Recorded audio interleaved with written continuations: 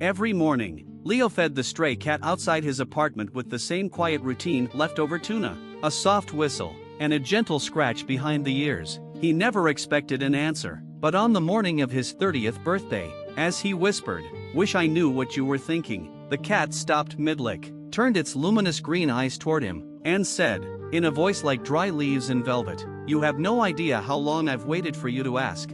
Leo stumbled backward, heart hammering. The cat, now introducing itself as Miso, explained that for one day only, at the exact moment of Leo's birth hour, a cosmic anomaly had briefly dissolved the barrier between human and animal consciousness. For the next 24 hours, Leo could understand every creature on Earth, not control them, not command them, just listen.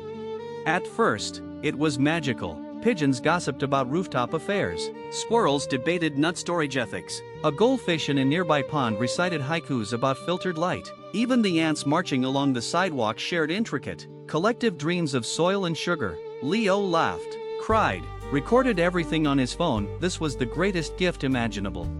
But by noon, the wonder curdled into unease. The neighborhood dogs weren't barking at mail carriers, they were screaming warnings about the metal beasts that steal our packs. The crows overhead weren't just cawing, they were coordinating a surveillance network, tracking every human movement with chilling precision. And then came the rats.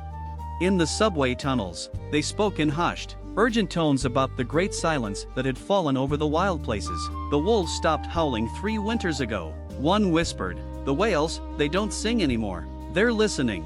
"Listening for what?" Leo asked. The rat's black eyes gleamed. "For the day we all stop pretending you're in charge." Leo's phone buzzed a news alert. Mass animal behavior anomalies reported worldwide: elephants gathering at borders, dolphins beaching in perfect geometric patterns, birds abandoning cities in synchronized waves. Scientists called it panic. Leo knew better. It was preparation.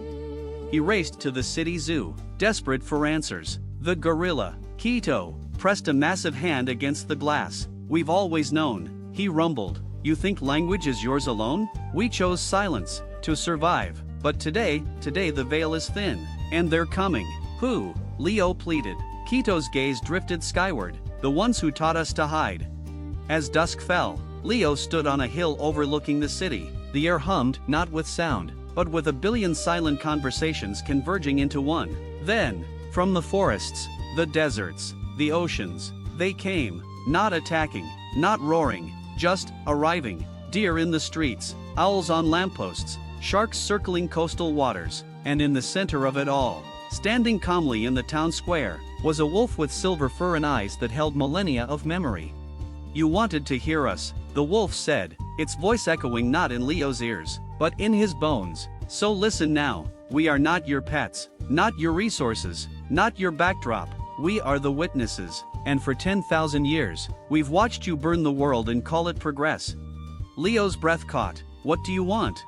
"Nothing you can give," the wolf replied. "But today, we remind you, you are not alone on this planet, and you never were."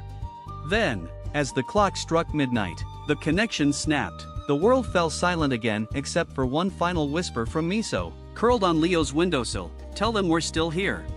Leo never spoke of what he heard, but from that day on, he listened, not with his ears, but with his whole being, because the truth wasn't that animals could talk, it was that they'd been talking all along, and humanity was the only species too deaf to hear.